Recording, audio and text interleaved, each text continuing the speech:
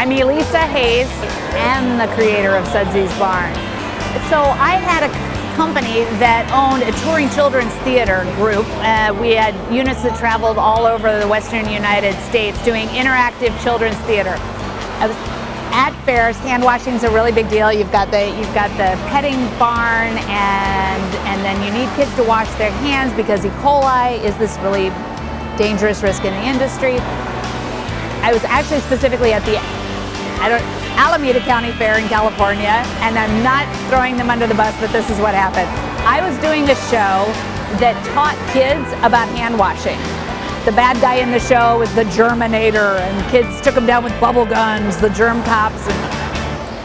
And then I would finish the show, go over to this little, horrible, dinky little hand washing station that they had that was always a mess, always out of paper towels.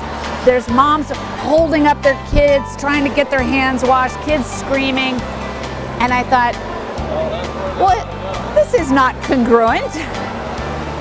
I thought, well, okay, we want this result. We want kids to wash their hands. How are we going to accomplish this result? We're going to do it by making it fun. And my brain started working like an artist. Like, okay, well, what does that mean? And what would that look like? So I was at home thinking, okay, we've got a barn. What happens in a barn? You've got animals. What do animals do? And animals could lean their heads out of windows. And so let's say the water comes from animals. Okay, so we've got a goat with a watering can, because goats are always eating your flowers, and my brother has goats. They'll eat anything. So goat with a watering can, and a cow with a milk carton, because that's funny. And how about a horse with like a hose in his mouth? And I couldn't think of another animal. I went to my kids. I said, okay, I've got a goat, a cow, a horse. I need another animal. And my teenage boys, my oldest actually, says, how about an alpaca spitting? That'd be funny. And his teenage brother says, dude, that's awesome. And so we got Paco the alpaca spitting water out of his mouth. One day I come running into the shop. I said, oh my gosh, I've been missing the boat. The animals have to talk.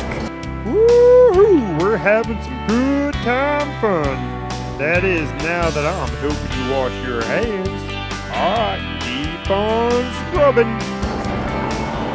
Because that's the drama, that's the theater of it. And they said, okay, we'll figure out how to make the animals talk. And what I'm doing is, I'd like to do more of what we created here for Alaska, but this is really the pioneer. This is the first fair, the only fair that owns their own.